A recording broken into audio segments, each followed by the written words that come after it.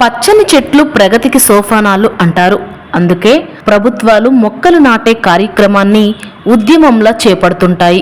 పచ్చని చెట్లతో గాలిలో ఆక్సిజన్ శాతం పెరిగి ఆహ్లాదకర వాతావరణం ఏర్పడుతుంది. కానీ అన్ని రకాల చెట్లు మనకు మేలు చేస్తాయని అనుకోకూడదు.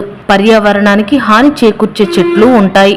అటువంటి ప్రమాదకరమైన మొక్కల్లో కోనోకార్పస్ ఒకటి. మాంగ్రూవ్ మొక్కలుగా పిలిచే వీటిని అవగాహన లేక రోడ్ల ప్రక్కన డివైడర్ల మధ్యలో విరివిగా నాటుతున్నారు. పచ్చదనం అందం కోసం పెంచి వీటి వల్ల నష్టమే ఎక్కువని నిపుణులు చెబుతున్నారు.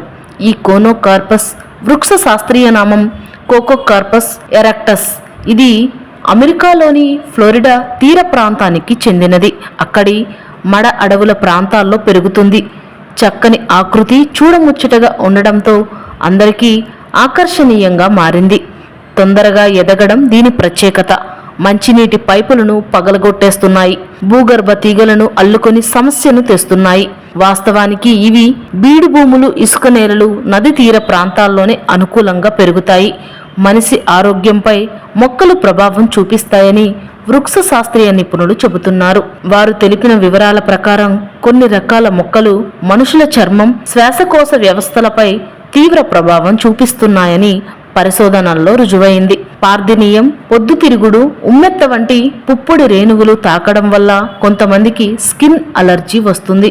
వాటి వాసన పీల్చినప్పుడు శ్వాసనాళాలు, ఊపిరితిత్తుల్లో కొన్ని రసాయనాలు విడుదలై శ్లేష్మం పెరిగి కఫం, దగ్గు, శ్వాసలో ఇబ్బంది తలెత్తే అవకాశం ఉంటుంది.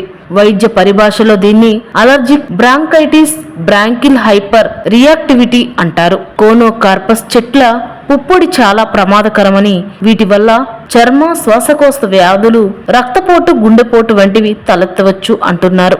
ఈ చెట్లను దుబాయ్ చెట్లు అని కూడా అంటారు. అమెరికా ఖండంలోని తీర ప్రాంతాల్లో ఇవి ఎక్కువగా పెరుగుతున్నాయి.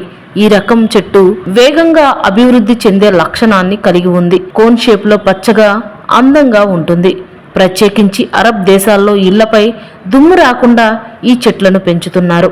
వేగంగా పెరుగుతున్న ఈ ఆకర్షణీయమైన మొక్కను నర్సరీమెన్, ఇతర ల్యాండ్ స్కేప్ కళాకారులు భారతదేశానికి ఎగుమతి చేస్తున్నారు.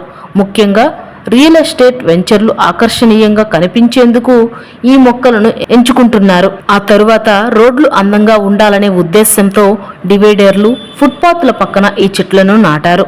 ఈ కోనోకార్పస్ ప్లాంట్ల వల్ల లాభం కంటే నష్టమే ఎక్కువని చెబుతున్నారు. ఇప్పటికే చాలా దేశాలు ఈ మొక్కను నిషేధించాయి. ఆంధ్రప్రదేశ్ పొరుగు రాష్ట్రమైన తెలంగాణ కూడా ఈ మొక్కలు నాటడాన్ని నిషేధించింది.